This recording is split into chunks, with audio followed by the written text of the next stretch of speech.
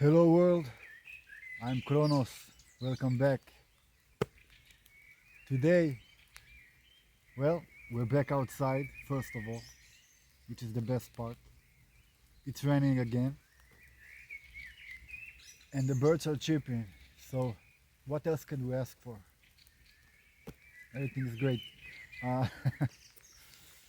well, last time, as a reminder, we kind of hopped a topic, right? And we talked about sickness and illness and overcoming, how to handle ill health and how to deal with it in how a wise man would, so to speak, with dignity. The way he put it was, what was it? It was so good. Yeah, so it's on the healing power of the mind and despise death. You're never escaping death, you're escaping ill health. That's what you're scared of. And if you're not afraid of death and you realize that, then, well, you can truly live. And that's what this is about. But before that, we spoke about friendship, connections, what it truly looking within and finding out why we do what we do, in a sense that specifically why we show what we show to the world and why we hide what we hide. And we learn to ask questions about ourselves and about everything around us in general. So today we're gonna continue. I have several topics I want to talk about, and I think we're gonna just start off. I mean, keep going where we stopped, around where we stopped there, and just see where it takes us because it's all connected in a way. And well, everything is. This is what this is all about. All the answers are within. So let's talk about that. Let's talk about this divine energy in us. And there's a lot of misinformation going on about dimensions, energy, frequencies, a lot of misinformation going around that uh, I've seen popular channels, not just on YouTube, but on social media and on other platforms, so-called gurus and people that they teach spirituality, and I have witnessed so many times so much misinformation, misunderstanding, and people get in this position of that they have an audience and they feel like they need to provide answers, and so they provide answers. They forget what's most important is the truth, and so they slack on the research, I guess, or maybe they just trying to sell, market, like we said before. Most so-called gurus today are just salesmen. I mean, spirituality became a commodity at this point, which is expected. Like everything that goes viral, like anything, and it goes and it does, because if you look around you, the world is really waking up spiritually, which is the cue that I guess it's a part of the reason that I'm doing what I'm doing. I know how difficult it is to wake up spiritually, and the death of the ego and everything, and I know how painful it is. and hopefully these words might resonate with someone, and help them see the light at the end of the tunnel. So that being said, let's uh, let's talk about this uh, God within us, this energy, this power. What exactly are we talking about here? Well, as I always tell you, we are all gods. We're all immortals. We're all souls, immortal souls in temporary bodies, and we are here to learn a lesson and to experience and to develop and grow. And Earth is a school. Once you realize it and you start taking things like that, in that manner, from that perspective, you get different, well, you get corresponding results and answers to your questions. See, the answers you receive correspond to the answers you ask.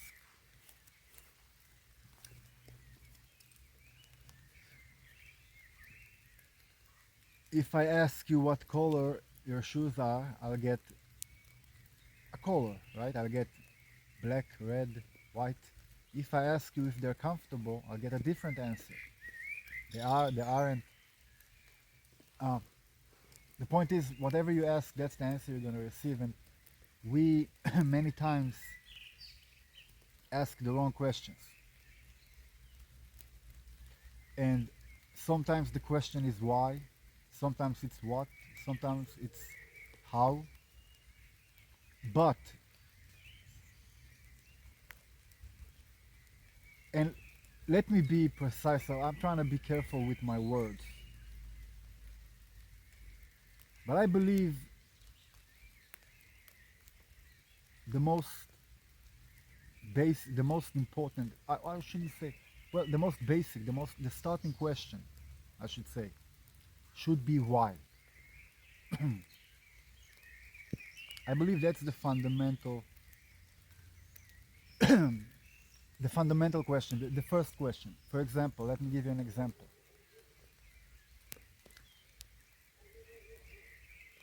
Let's say I work out every day, right? Let's take just an example. Why? So I could ask, if you know that I work out, you could ask me what, right? You could ask me what am I doing? What exactly is the workout that I'm doing? Muay Thai, weight training, whatever it is. Maybe I'm training for the anything for the Olympics. That's it, that is the answer you will receive. You will receive that answer. What I'm doing. How? You might ask. Well, I might show you how, and I can tell you how. But why? That's the most important one, because that answer will give you or me the information of how important it is and where it stems from. Now the thing is, there is a saying that each person has two reasons for everything. The true reason and the one that he tells people about, right? So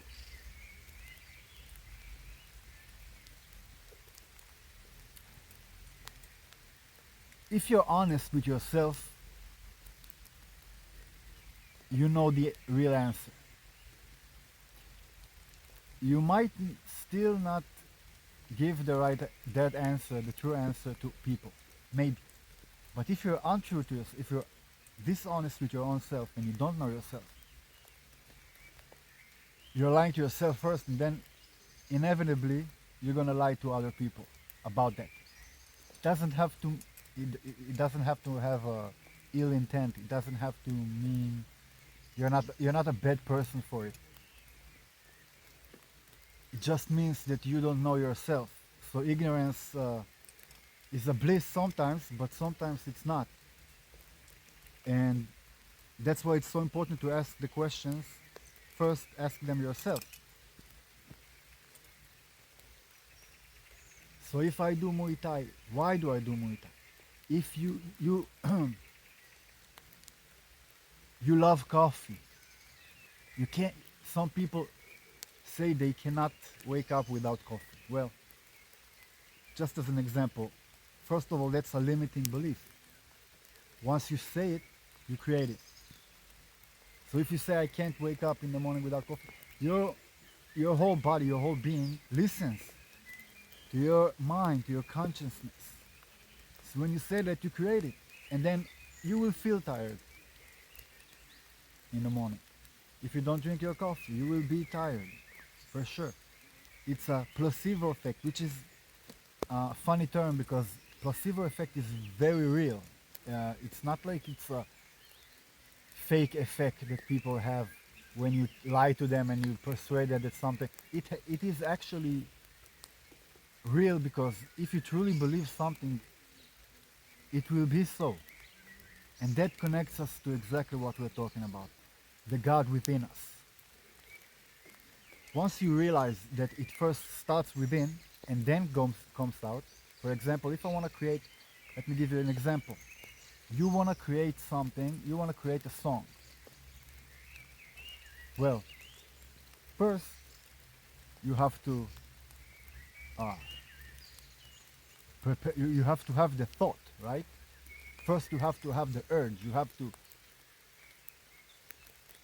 there has to be something within you that goes like, I want to make a song. It doesn't come from outside. Outside might motivate you, it might trigger you to do it. Someone might do something to you that will trigger an emotion that you will feel like you need to release. And one of the ways you might do it is a song. But it doesn't start with out. It's not a outside force that forces you to write this song. It comes from within. So you should ask yourself. Well, first of all, if you have that urge to create any art, you should do it. By the way, absolutely do it. But ask yourself before you do anything. This is just an example. Why am I doing what I'm doing? If you go to a coffee shop 3 times a week, pay overpriced for coffee and cake, I guess, and you do it like constantly all the time, well, ask yourself. I mean, maybe because objectively, it's not a healthy. I'm taking this as a something very common, a common example that many people do, and it is in general, and I'm not judging anyone, but in general, it is not a healthy habit. Why? Because, well, a lot of coffee, a lot of money, a lot of time, a lot of cakes. And usually, I'm not saying you shouldn't do it. Do whatever you want. I'm saying ask questions because, well, let me give you an example about myself so that you will understand. I used to go to, uh, well, I'm not not restaurants or coffee shops, but let me give you, you know what? Even the more dramatic example. I used to be like addicted to the gym. Addicted, like I was going all the time. Like it was the pinnacle of my day. It was what I was looking forward to. It was at some points, long periods of times, it was the only time I got out of the house. I just went to lift weights, and it felt so good. And I felt so like when I did it and the whole thing about it, but it never fulfilled me. I had to go every day, all the time, to itch that itch, to scratch that itch, I should say. I had to go all the time. Why is that? Why, in the first place, even though it's healthy, it makes you feel good, and all that. That's why I'm giving this example. But why do it? Why? Why do it all the time, and why do it? Even if the result might be good in a way. Because it also could be bad. You could be training not well, and you could be overtraining. There's a lot of things you could be doing that are not uh, healthy per se. Like you could injure yourself in many ways. People can die, you know? What was that? Something just dropped off from the tree. I feel like Galileo. Because something just dropped from a tree and almost, well, it didn't almost hit my head, but if it would, that would be epic. Maybe I would come up with a genius idea and change the world. Who knows? Anyway, why did I go to the gym so obsessively? Well, the real core reason, if you I ask it over and over again, to look good and to feel good. How do I feel good? I look good. Yeah, there is a release of exercise. Everyone should do it. It's very healthy. But why specifically did I go to the gym to lift weights? To look good, to look good, to be more attractive. That's when I was younger. That's what triggered me.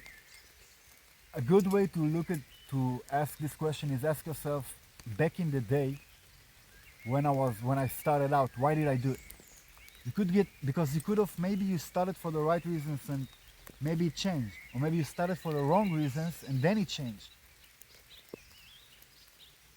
See, I moved to Muay Thai and I felt a lot better in time because I was doing something practical that I could use, and I actually felt like I was actually doing something internal and working on my inner self. Even though lifting weights absolutely does that in a way, but at that point I grew out of it, especially when I stopped caring so much about how I look and trying to impress and be attractive to women. That's when that change came with the change of scenery, so to speak. I changed the activity and the way that the why, because the why went away. The why wasn't there anyway. I mean, anymore. The why wasn't there anymore, so the activity changed after it. It wasn't the other way around. First, why. That is why we do stuff. So that is why I say this is the first question you should ask. Why? Then you go to how and what, etc. Because if I want to learn, for example, I want to learn to play the piano. Why? Well, it speaks to my soul. I feel when I look at someone, when I see it, I feel like I need to play it. I want to learn. I want to learn pieces of Beethoven and Mozart and so many others. Uh, and that tells me, like, the, that tells me automatically that I should do it. I have the right reason. I'm not trying to show off. I'm not, even though I would love to, I would love to express myself through it. And there are specific songs stuck in my head that I would love to play. Why those songs? I ask that question. Why not other songs? It could be any song. Why piano? Why? I also want to learn to play the guitar, but piano is more attractive to me at this point. I have many things that I want to learn. The point is, the first question is why? Because some people learn to play the guitar to be douchebags, I'm just saying, it's just funny, like I'm being, it's true though, you know? Some people want to play the guitar because they feel like it's popular and the girls like it and they want to take it out at when they're at opportunities to impress girls. Not different from working out, right? And lifting weights to gain weight, to have beautiful body, to attract girls. I mean, so we got two different activities, complete different activities, but the same why.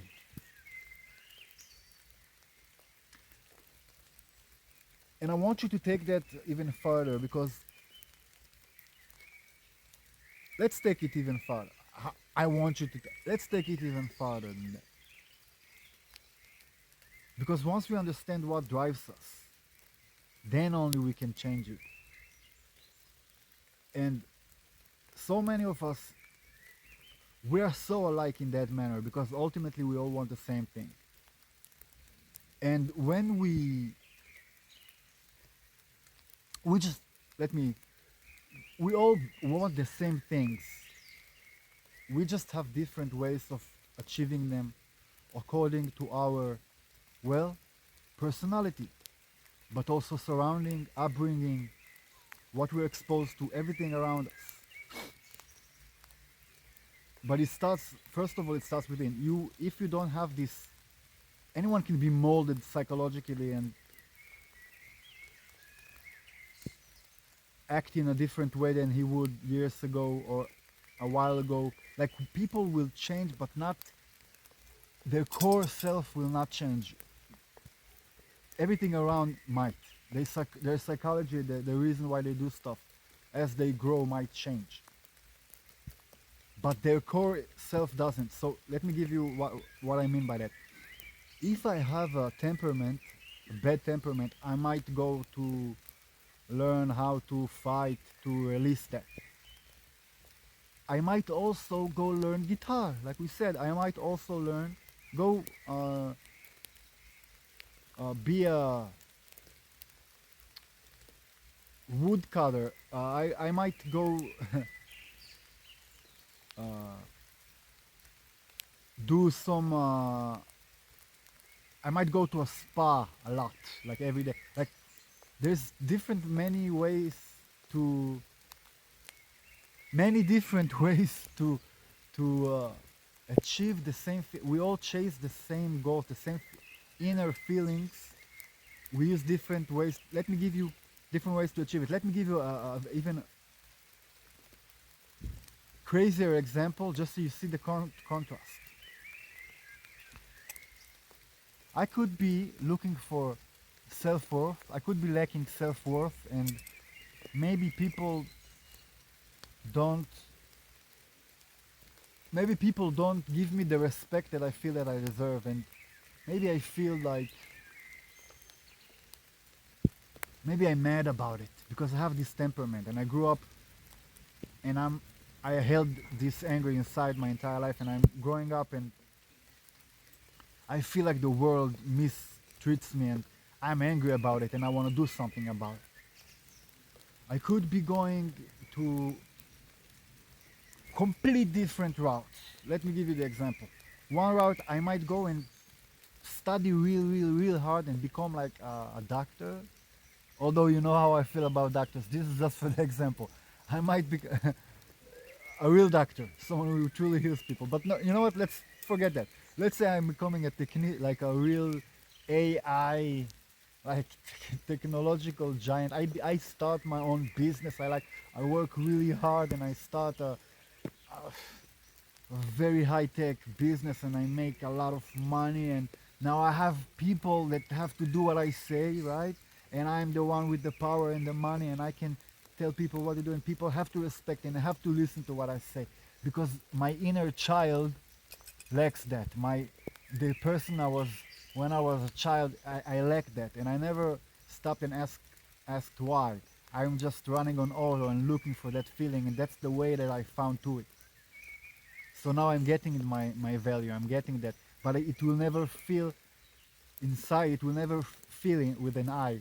It will never feel me, not truly, because the source of it comes from outside. So I could never be truly happy and content because I'm looking for approval. Now the other example. I become a criminal and I go out and I rob people. I'm so when I put a gun to your head and I'm telling you, give me your money, you have to do it, right? You have a choice, but you can't really ignore me, can you? Technically, you can do anything, but let's be realistic. Someone puts a gun to your head. That's how you. Well, people don't even have to respect you as a boss, or like they don't have to work for you. Like if we're going that way.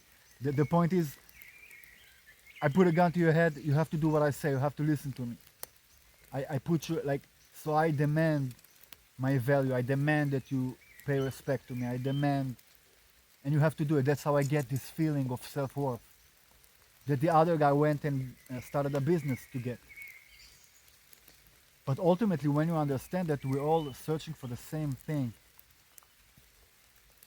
then you can start understanding people, and then you can act accordingly. And then you can maybe fix it and heal and grow and come from a place of understanding instead of judgment. That's how you heal the world. Because that guy that puts the gun to your head is not an evil guy.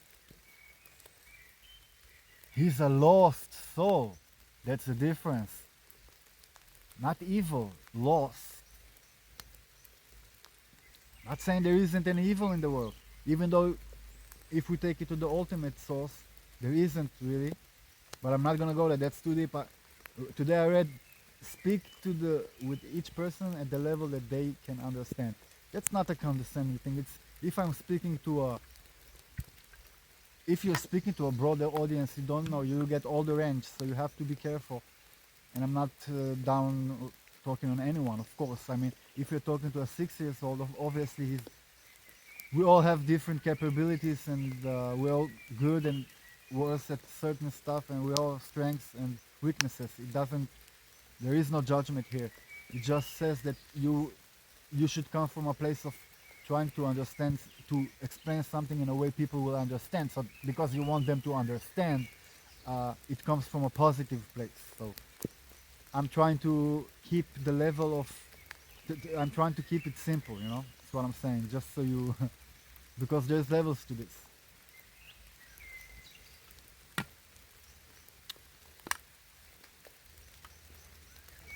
Today, well, was it today or yesterday, I think? I spoke, well, I had a very good conversation with a friend, and we talked about the former video about why people, for example, upload and decide to share with the world what they do, and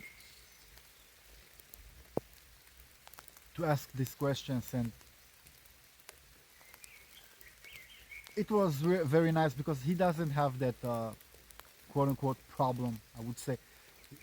He's very, like he's running a business. Most of what he does it comes from a very thoughtful, deep place that he's promoting his business, but the reason he has this business is to help youth. So his heart is at the right place, and I know him very well, and I know it's true. It's not just, he's not just lying, you know, and you can see it from the way what he talks about with the youth and the children, and what he emphasizes and what he focuses on, and how he markets himself. And you can tell, you can truly tell just by talking to the guy. You can see his true intentions. So we have a very fruitful conversation about that, and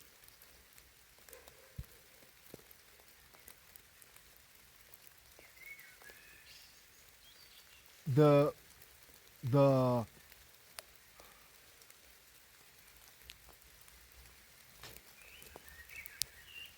I don't want to go too deep into this because we already spoke about this, and we're going to talk a lot about this in the future, but I don't want to deviate from our subject too much.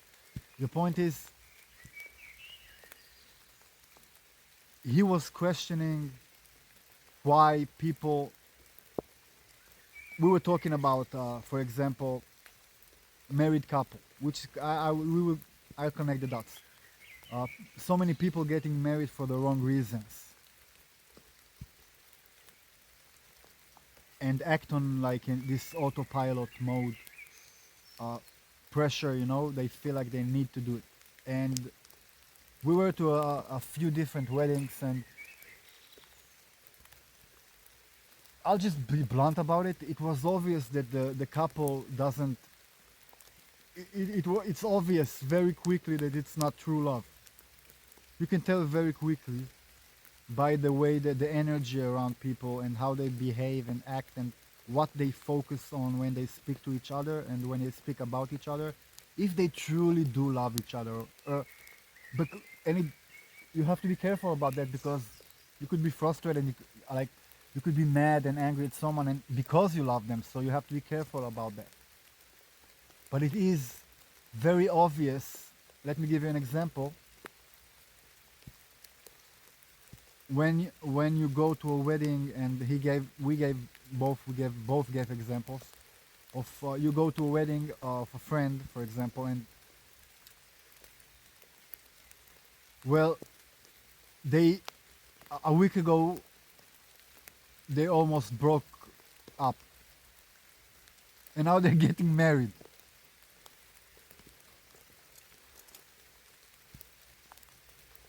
That would be a huge red flag, wouldn't it?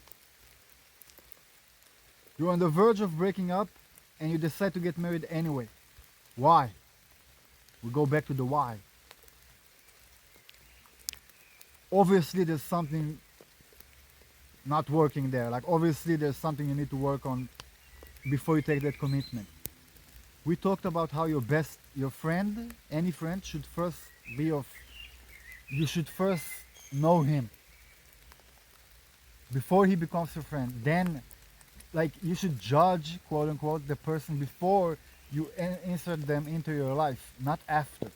And so, if you're on the verge of breaking up with your wife to be, and like, you should absolutely stop the wedding. First of all, ask yourself if you got to that point, that extreme point. But people, when they don't ask this question, they don't look outside, and they just want to fill that void of being alone. They feel alone. They feel like their family pressures them. Their society pressures them to do it. They try to look at the good. You know, when we look back, we always romanticize the past. We always look at the good, the bad, like everything that was so great. We forget all the bad. We forget all the negative. It's a trick our minds plays on us. So you should always, that's why you should stop and think. The noise will make you do stuff that you will regret later. And those kind of decisions are very important, not just for your future, but how you develop as a character. It could be for the best. Those mistakes, I mean, I should say, there are no real mistakes. You can learn from anything, right? But why not learn at that point? Why make the one day lesson become a 20-year lesson or 10-year lesson or whatever? Why not learn the lesson at the spot? So that person, excuse me, my throat is a little dry. So that person might have the best intentions and he might think that he's doing the right thing and he might think that, well, he's conforming to society. And that who wants to be like, you know, he doesn't want to look like, he doesn't want to be that awkward uncle at the table at Friday, you know, Saturday, the holiday meetings, you know, and you don't want to be that. I understand that. I don't want to be the only single guy that everyone keeps asking, well, what about your, right? But maybe you should be. Maybe that's exactly what you need to be. That's the problem when we look for answers from outside.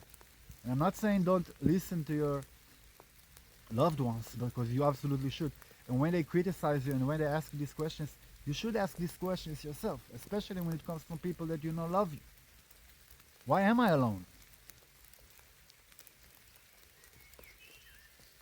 When someone, if you're that guy, if you're that girl, woman,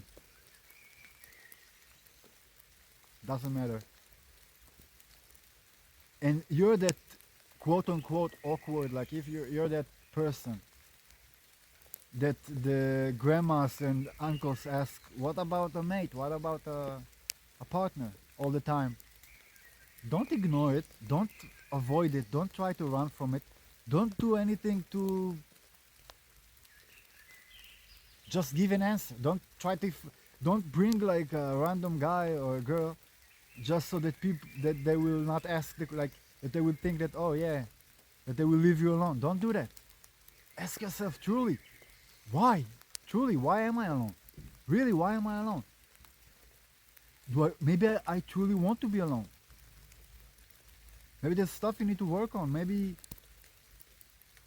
the universe is trying to make you see something that you should be alone.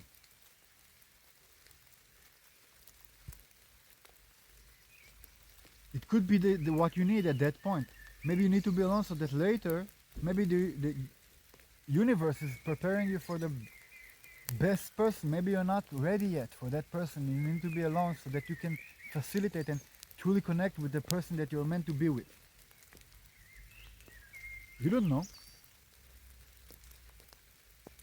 So ask the question because it's not a bad thing. And we went on and talked about like because he spoke about being like sometimes how it feels lonely. You don't have anyone like he wants like a partner, and he wants to be able to take care of someone, and he wants someone to take care of him. So we went to, which is of course again natural, completely natural. You want to be loved and you want to love, but first it has to be with self-love. So we touched on this.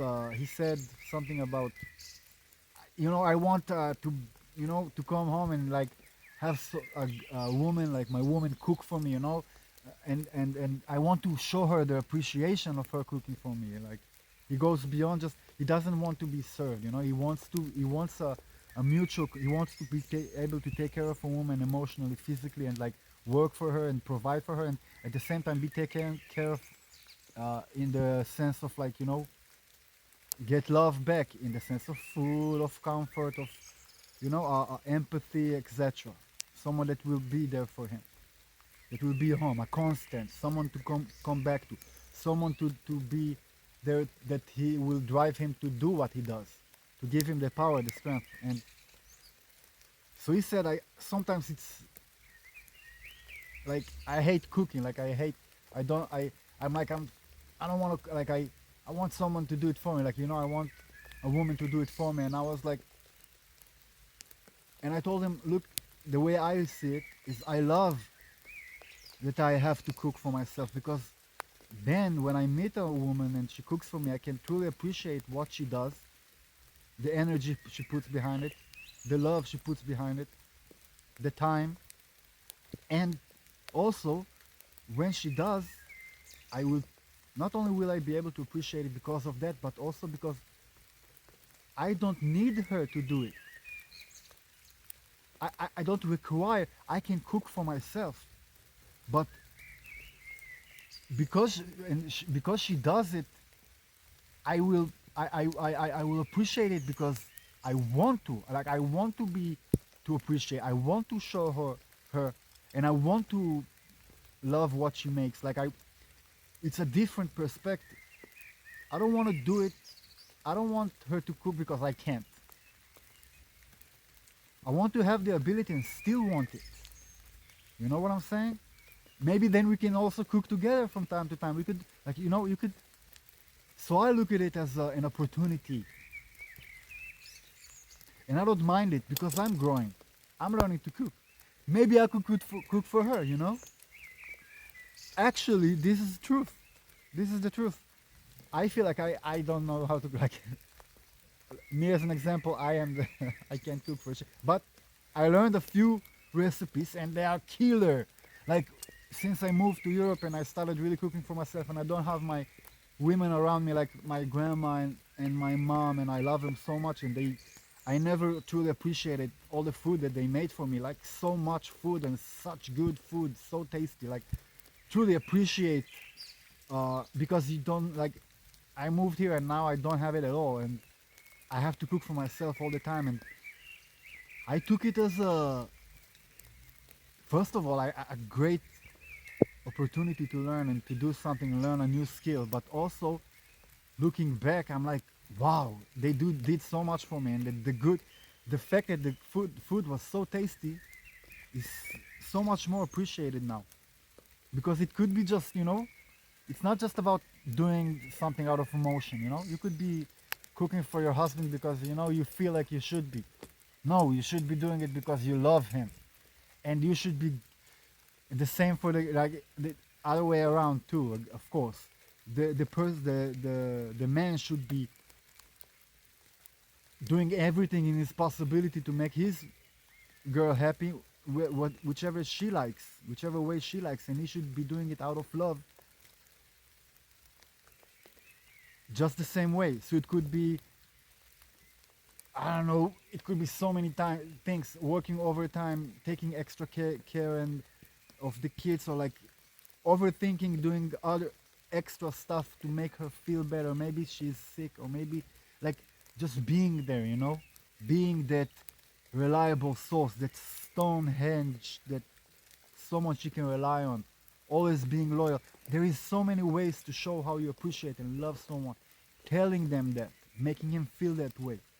So I'm not just taking these roles, right, of women and men. This is also not confined to women and men, to male and female. It could be with any relationship. Why do we do what we do? So even if you do what you do, and even if you do what you're supposed to do, even if you go to work every day, do you truly do it because you truly want to show your wife and your kids the best life that they can have? Or maybe your family, maybe your brother and sister. I met a girl that told me that she wants to make a lot of money, and I asked her why. You know what she told me? She told me to help her sister. One of her sisters has a house and the other doesn't, and she wants to be able to buy her a house because of how much she cares for her, because they've been through a lot of stuff which I'm not going to go through. I'm just gonna. So the beautiful thing about it, in my eyes, is not only that. That answer is so beautiful, don't you think? That's the first and only answer she gave me. And what's even better about it, what's even more incredible about it and amazing, why I like her energy, is because she doesn't have a house. She doesn't even have a car.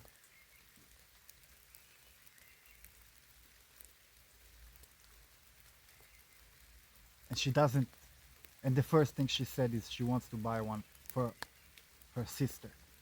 So that's true love. When you put someone even above yourself. But, well, that's also true love in a way, yeah. I'm not gonna go too deep into that because it's getting really complex. And on that note, because it's literally like, I don't know if you can see me anymore. I think it was a very nice talk. And I will end on that note, that beautiful note, that do for others, do for yourself, but first ask why. Yeah. So, hope you learned something. Hope you got some value out of this. I know we didn't read the book today, but that's okay. Next time we will continue. Maybe not. I mean, I don't. I'm gonna do what I feel like. And on that beautiful note, love. Ask why. I'm babbling. I'll see you next time.